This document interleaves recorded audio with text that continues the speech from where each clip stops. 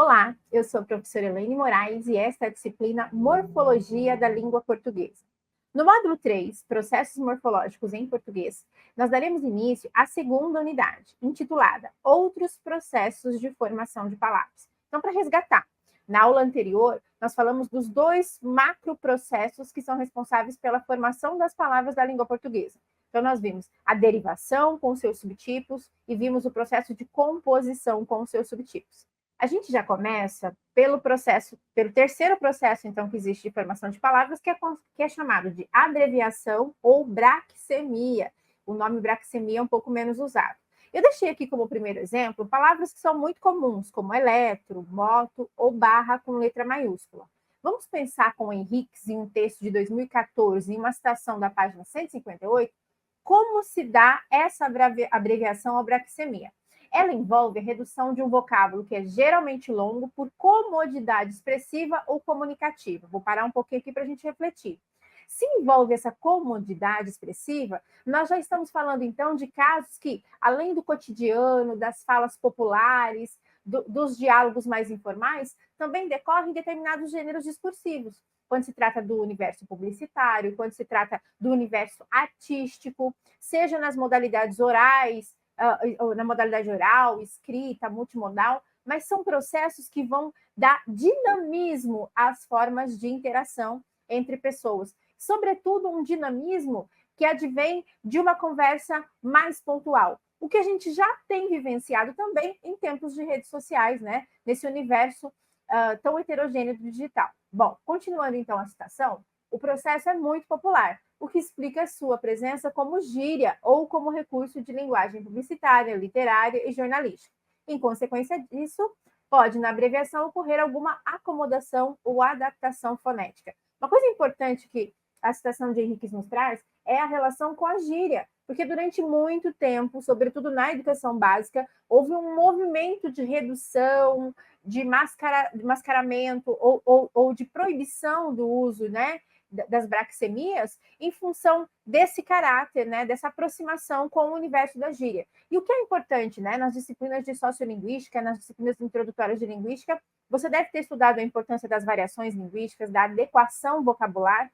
É importante a marcação da braquicemia. Se ela se aproxima, então, desse universo da gíria, a marcação dessa aproximação e, claro, a experimentação de formas mais adequadas, mais apropriadas para esse uso.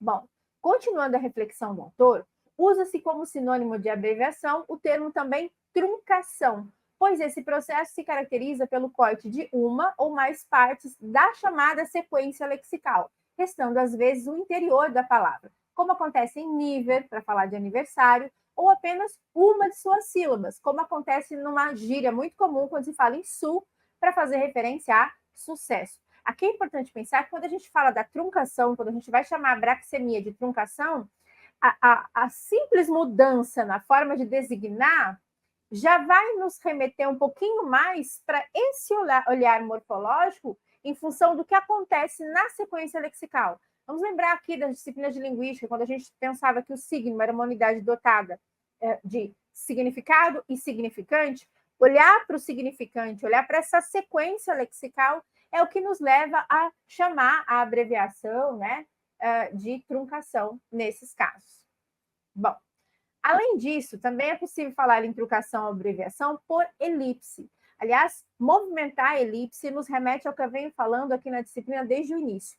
A aproximação que existe entre a morfologia, a fonética, a fonologia e a sintaxe. Mas mais especificamente entre a morfologia e a sintaxe. Porque é nesse processo que a gente tem pela sintaxe, né? Nós temos uma aproximação maior com a noção de elipse. Pensar, então, essa elipse é pensar como que alguma ausência, né? O apagamento de um item numa sequência específica, né? Numa sequência sintagmática, vai promover essa truncação.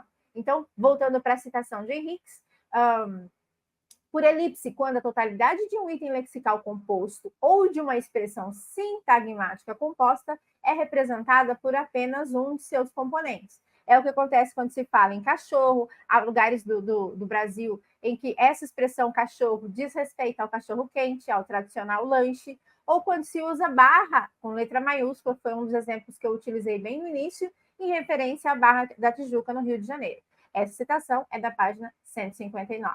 Bom, continuando esse olhar para essas diferentes configurações do que é pensar a abreviação, nós temos situações de palavras como liberta, usada pela imprensa popular contemporânea para se referir ao torneio cujo nome completo é Taça da Libertadores da América. Esses casos mostram como que a truncação, quando ela se dá por esse processo de elipse, pode reduzir o tamanho da expressão sintagmática. Por isso que a gente fala dessa acomodação, uma acomodação que muitas vezes, além de sintática, né, como ela mexe com o eixo sintagmático, ela também é fonético-fonológica. Continuando, então, o que diz o autor, poderíamos dizer, então, que se trata de um caso de bitruncação. Aqui ele já está experimentando e tem até uma deixa para quem quiser desenvolver pesquisas na área, já está experimentando um pouquinho como que a truncação pode se dar de duas formas, né? Por isso, a sugestão do termo bitruncação. O quarto processo de formação de palavras que vamos ver aqui é a reduplicação, também chamada de redobro. Aliás, isso nos remete a uma volta aqui na disciplina para aquela aula em que falamos da classificação dos morfemas. Quando classificamos os morfemas do ponto de vista do significante, nós vimos que existe um tipo do morfema chamado reduplicativo. É aquele morfema que comparece aqui. Nos exemplos, como estão aqui os que estão aqui na tela, reco-reco, cri-cri, tic-tac, a gente já tem um processo que diz respeito a isso. Então, segundo Henriques, né, no texto ainda de 2014, na citação da página 159, a reduplicação ou redobro consiste na repetição de sílabas semelhantes ou iguais com o intuito de formar palavra onomatopaica, imitativa ou hipocorística, afetiva. Aqui a gente pode chamar atenção para alguns processos, né? Primeiro que falar de onomatopeia é falar de um processo muito simbólico, muito produtivo, e tem um espaço bastante importante nas aulas de língua portuguesa, de língua estrangeira na educação básica, porque nos permite não só estimular a criatividade, né, sobretudo no público infantil, para pensar esse processo de imitação, mas também nos permite adentrar vários gêneros textuais ou discursivos em que essas ocorrências são mais produtivas, né, e remetem a universos, por exemplo, das narrativas, ou mesmo ao universo da argumentação, como acontece nas histórias em quadrinhos, nos cartoons, nas tirinhas, nas charges, etc. Agora, quando a gente fala da hipocorística, nós estamos falando especificamente do universo que é afetivo, por quê? Porque diz respeito a esse universo em que se pensa a criação de nomes, a movimentação de nomes que estão ligados ao uso vocativo, a forma como desenvolvemos chamamentos, né? Seja pelos prenomes, seja pelos sobrenomes, pelos apelidos carinhosos. Aí na tela, eu deixei um exemplo, uma tabela que é mobilizada por Henriques também na mesma página, com alguns casos, né? Então, essa diferenciação fica bem clara. Os três primeiros exemplos que são de natureza onomatopaica e os três últimos exemplos, né, como vovô, teteia, bebeto, que são do universo hipocorístico do qual eu falava há pouco. Bom, pensar uma coisa, pensar a onomatopeia, a sua produtividade, também é pensar que nem toda onomatopeia e nem todo hipocorístico, assim como nem sempre a coincidência total ou parcial de sílaba, são casos de reduplicação. Isso é muito importante porque cada palavra no universo morfológico requer de nós, analistas, estudiosos da linguagem, um olhar muito específico, tanto para a constituição, né, para a composição mórfica da palavra, quanto para o contexto, né, de uso de cada um desses casos. Bom, podem ser simples ocorrências, por exemplo, de palavras primitivas, como acontece com os exemplos cras, bum, filé, chico. Podem ser casos de abreviação, né, como Beth, Elizabeth, Zé, José. Podem ser casos de aglutinação. Nós falamos da aglutinação lá quando trabalhamos os tipos, né, a formação de palavras por composição. É o que acontece em Joca, quando a gente junta, então, João mais Carlos, Marilu, que é a junção de Maria e Lúcia, ou ainda outro tipo de composição, que é a justaposição, como acontece com os exemplos que você tem aí na tela. Estou fraca, bem te vi, etc. Bom, além disso, podem também servir de base para derivações. A derivação foi um dos processos que nós já estudamos, que decorre dessa formação em que uma palavra base recebe, né, os afixos. Então, um exemplo que a gente tem, zigue-zague mais ar, que vira zigue-zaguear, né? Ou composições, como acontece com mamãe sacode, né? Que é sinônimo de cachaça em algumas regiões do país. Bom, o quinto processo é bastante estudado pela gramática tradicional, recebendo outro nome, né?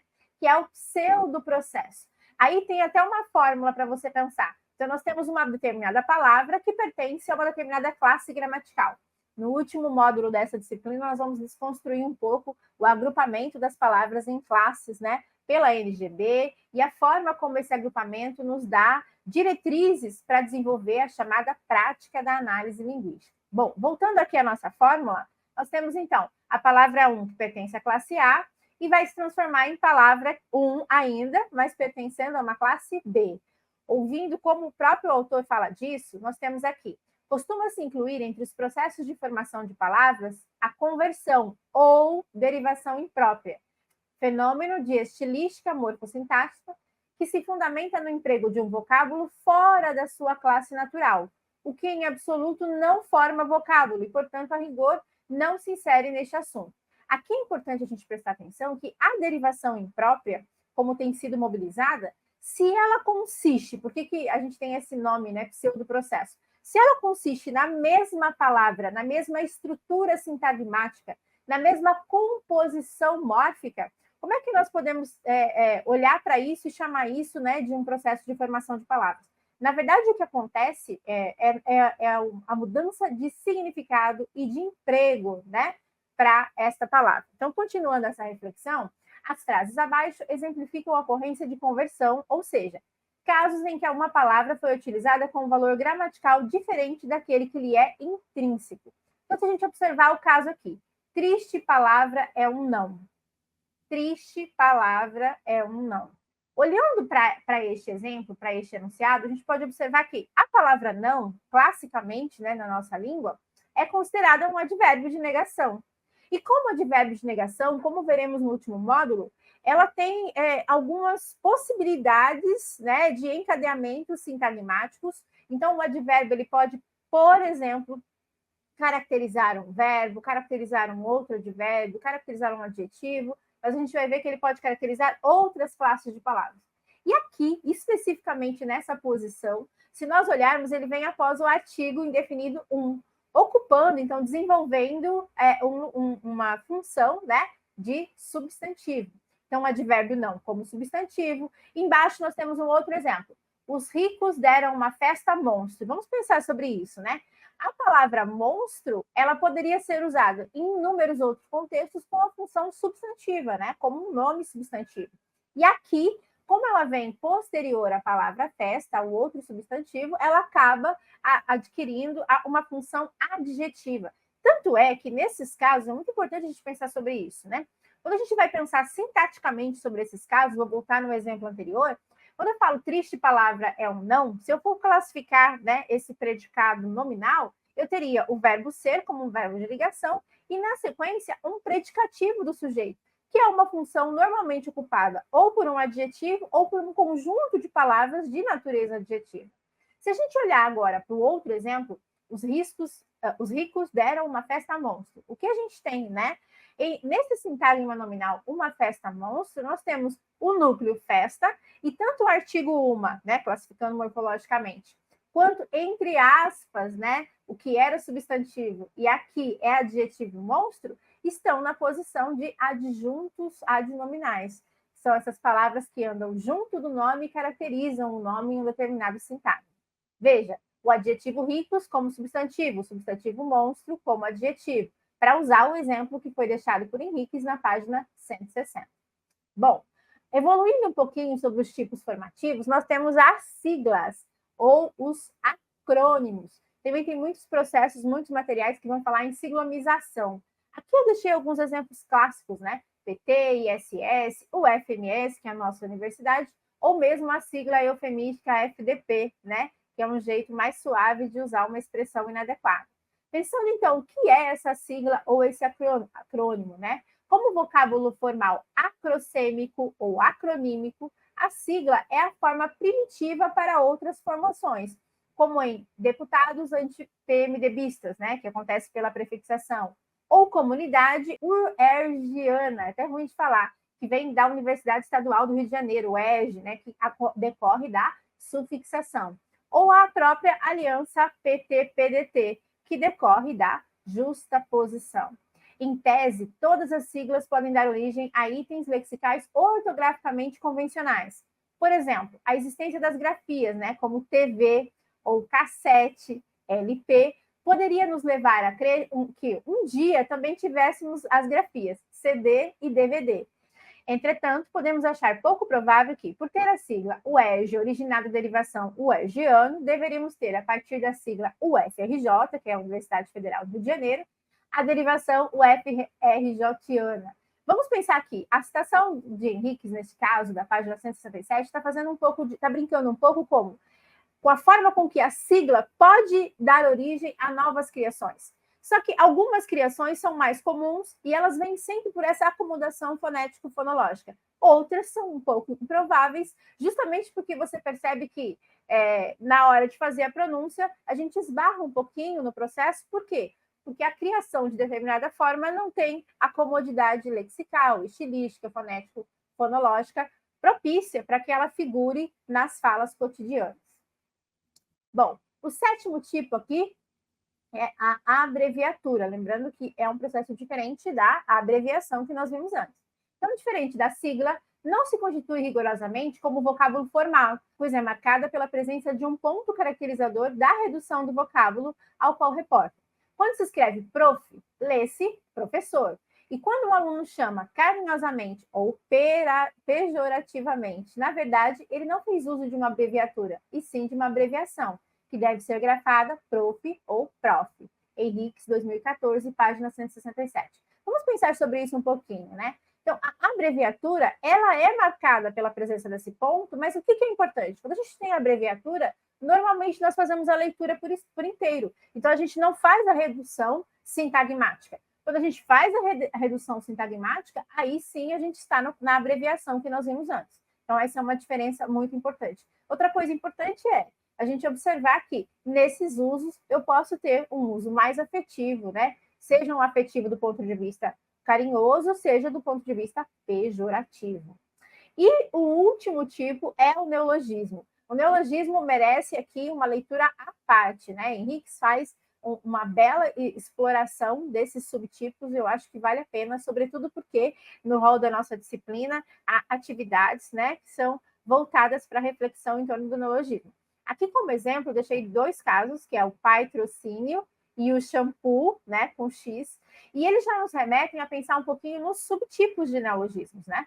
Os neologismos lexicais, eles são formados a partir de critérios muito variados, admitindo-se num extremo a própria invenção de uma palavra, que acontece muito, sobretudo em tempos de internet, sem nenhuma lógica linguística aparente, a não ser a simples junção de sons ou de letras. É o caso que Ieda Maria Alves, de 1990, denomina neologismos fonológicos, pela criação de um item lexical cujo significante é produzido sem tomar como base nenhuma palavra pré-existente.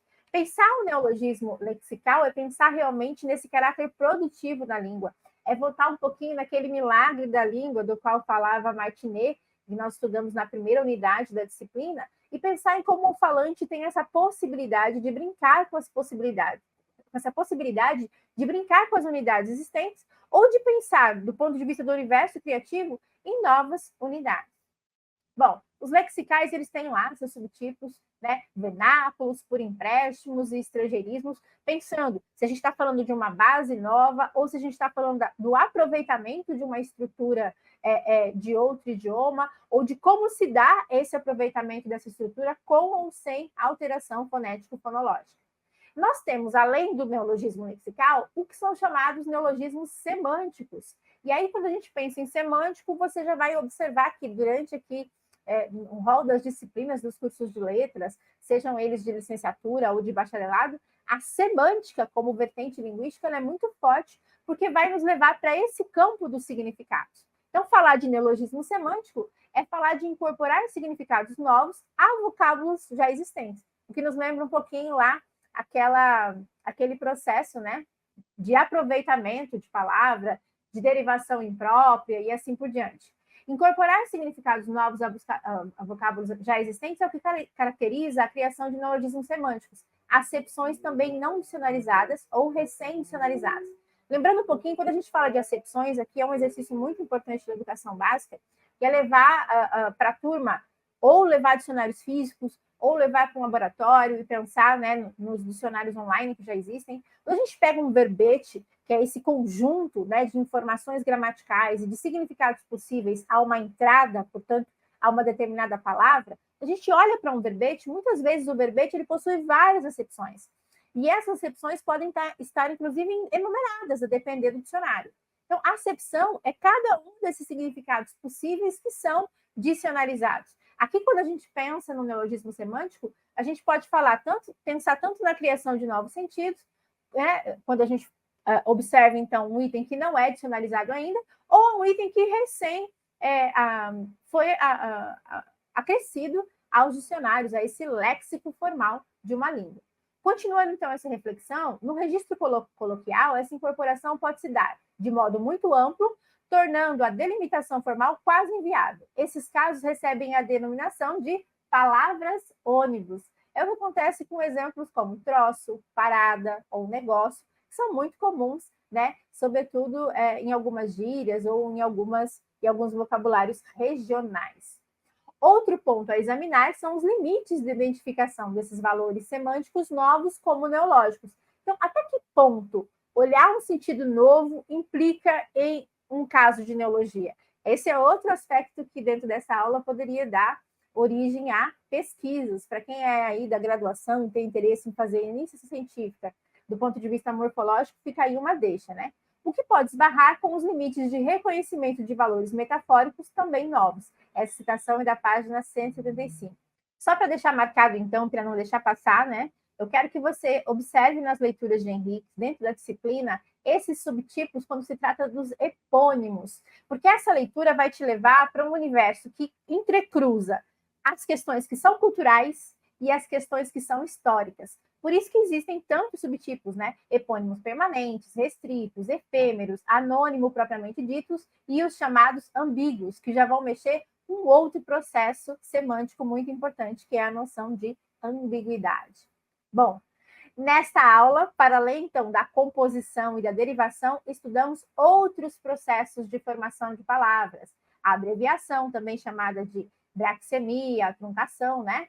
A reduplicação ou redobro, o chamado pseudoprocesso, que também é visto como derivação imprópria, as siglas ou acrônimos, a abreviatura e os neologismos, tanto os lexicais e semânticos, quanto os seus subtipos. No próximo módulo, então, nas próximas aulas, focalizaremos o agrupamento das palavras do português nas chamadas classes gramaticais ou classes de palavras, e observaremos a forma como esses vocábulos favorecem a prática de análise linguística quando se trata de desenvolver, né, a língua portuguesa ou a língua estrangeira nas aulas da educação básica. Essa é a referência mobilizada para essa aula. Vejo vocês no próximo módulo.